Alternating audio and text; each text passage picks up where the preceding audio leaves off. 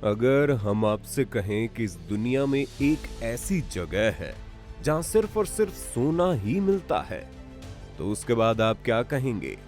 अगर आप सोच रहे हैं कि ये सिर्फ एक भ्रम है, तो हम आपकी गलत फहमी को अभी दूर कर देते हैं। मिस्र में तूतनखामेन का मकबरा 4 नवंबर 1922 को किंग्स वैली में आर्कियोलॉजिस्ट ने खोजा था।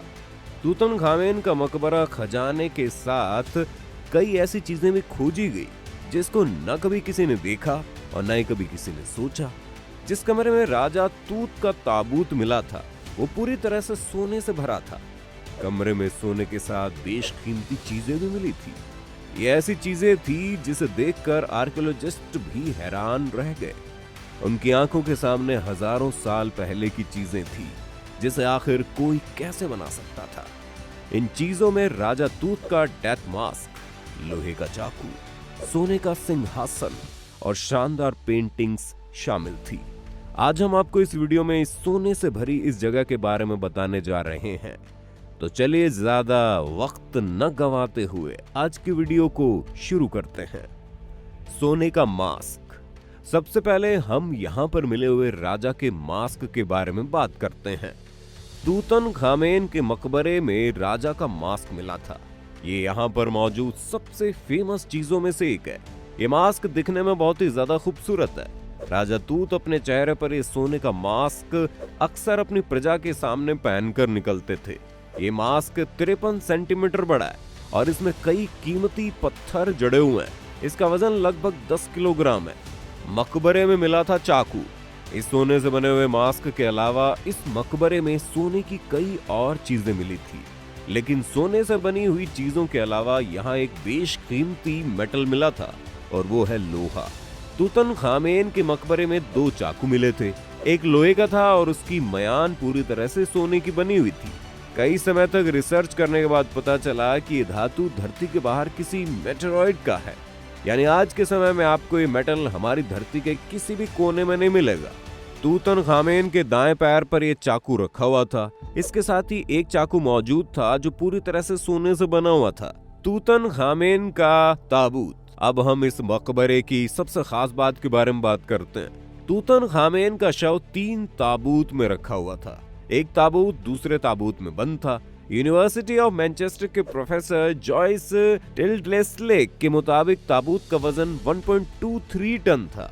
ताबूत का वजन और आकार के कारण से खोलना काफी मुश्किल हो गया था। सभी ताबूत पर तूतनखामेन का चेहरा छपा हुआ था।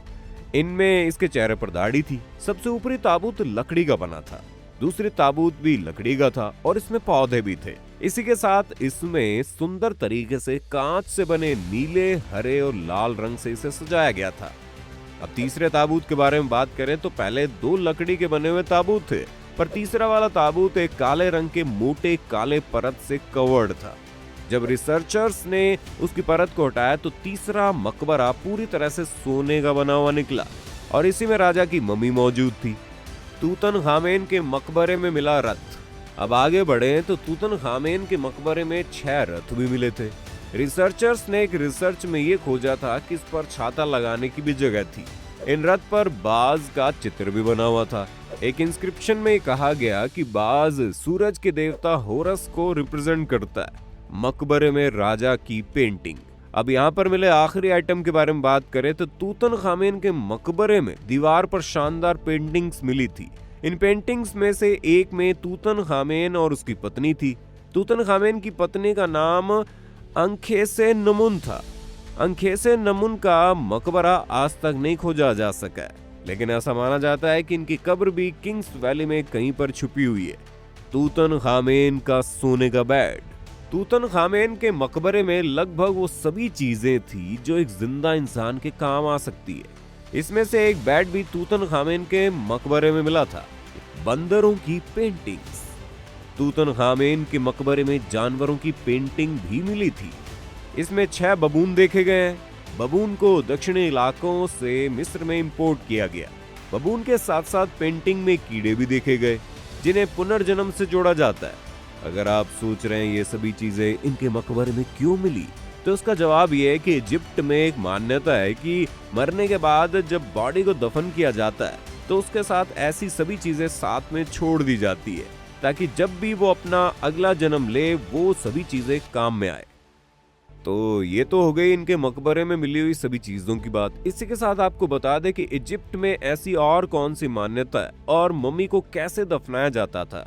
पिरामिड्स में दफन ये मम्मी कई रहस्यों को अपने भीतर समेटे हुए है। इसी कड़ी में आज हम जानेंगे इन रहस्यमयी मम्मीज के बारे में, जिन्हें लेकर कई अजीबोगरीब दावे किए जाते हैं।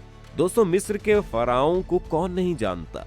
ये प्राचीन समय में अपने जीवन का संबंध तितली के साथ जोड़कर देखते थे, जिस पर एक तितली जन्म के बाद निद्रा के दौरान एक कोकून में रहती है।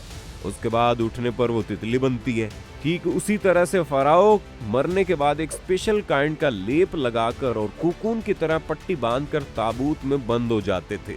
उनका मानना था कि तितली की तरह ही उनके जीवन की एक नई शुरुआत होगी। आज इजिप्ट की मम्मी विश्व भर में लोकप्रिय है। ये मम्मी उन्हीं फराओं की है और फराओं का एक टाइटल था जो कि धार्मिक और राजनीतिक नेताओं को दिया जाता था। इनकी लाश को ताबूत में बंद करके पिरामिड में दफनाया जाता था। इसी वजह से मिस्र के कई महान राजाओं और गुरुओं को ममीफिकेशन करके रखा गया। मिस्र की सभी मम्मियों को पिरामिड्स में रखा गया था। उस दौरान प्राचीन मिस्र के लोगों का मानना था कि पिरामिड एकमात्र ऐसी जगह है जिसके सभी कोने एक बराबर होते हैं। इस कारण एक खास तरह की ऊर्जा इस क्षेत्र में आती है जिन मम्मियों को सलामत रखती है। स्थानीय लोगों की माने तो मिस्र के इन पिरामिडों के पास रात के समय कई मम्मियां घूमती है। यही नहीं, कई लोग तो इस बात का भी दावा करते हैं कि इन्होंने रात के समय किंग तूतनखामेन की आत्मा को भटकते हुए देखा है। हालांकि उनकी इन बातों में कितनी सच्चाई है ये कोई नहीं जानता। इसी के साथ इस मकबरे के साथ एक और राज जुड़ा हुआ है। ऐसा कहा जाता है कि जो भी इस मकबरे को खोलेगा उसे फराउज कर्स लगेगा। जैसे ही इस चैम्बर को खोला गया, कई आर्कियोलॉजिस्ट की अचानक से मौत हो गई। मीडिया ने इस खबर को काफी उछाला, लेकिन मेन आर्कियोलॉजिस्ट का कहना है कि ये कर्स सिर्फ एक मनगढ़ंत कहानी है, इसके अलावा और कुछ नहीं। इतनी सब बातें जानने के बाद अब हम आपको इस राजा के बारे में बता देते हैं। तूतनखामेन पूरी दुनिया में गोल्डन फराओ के नाम से जाने जाते थे। ये नए किंगडम के 18th डायनेस्टी किंग थे। इन्हें 9 साल की उम्र में राजा बना दिया गया था। इसी के साथ इनकी काफी कम उम्र यानी 18 साल में एक मिस्टीरियस वजह से मौत हो गई थी। कई एक्सपर्ट्स इस मामले में अपनी अलग अलग थियोरी प्रेजेंट करते हैं, पर गौर करने वाली बात यह है कि अगर ये आज इतने जाने जाते हैं तो उसकी वजह है इनका ट्रेजर्ड फुनररी कलेक्शन। इन्हें इनके टॉम में रखकर वैली ऑफ किंग्स में दफनाया गया था। इनकी कब्र को नवंबर 1922 में एक ब्रिटिश आर्कियोलॉजिस्ट ने खोजा था। अगर ऐसा ना होता तो इनका नाम और इनकी कहानी इतिहास के पन्नों में कहीं ना कहीं तो खोई जाती। खैर, इस खोज के बाद इन्हें बिना वक्त गंवाए इजिप्शियन म्यूजियम कैरो में शिफ्ट कर दिया गया। तूतनखामेन ने अमराना एज के बाद अपना रूल शुरू किया था। तूतनखामेन ने अपने देश की भक्ति को गॉड अमन की तरफ वापस शिफ्ट कर दिया और यहाँ के रिलीजियस सेंटर को वापस थेब्स में शिफ्ट कर दिया। इसी बीच तूतनखामेन ने अपनी हाफ सिस्टर से शादी की। इन्होंने अपने वारिस को कभी भी जन्म नहीं दिया था।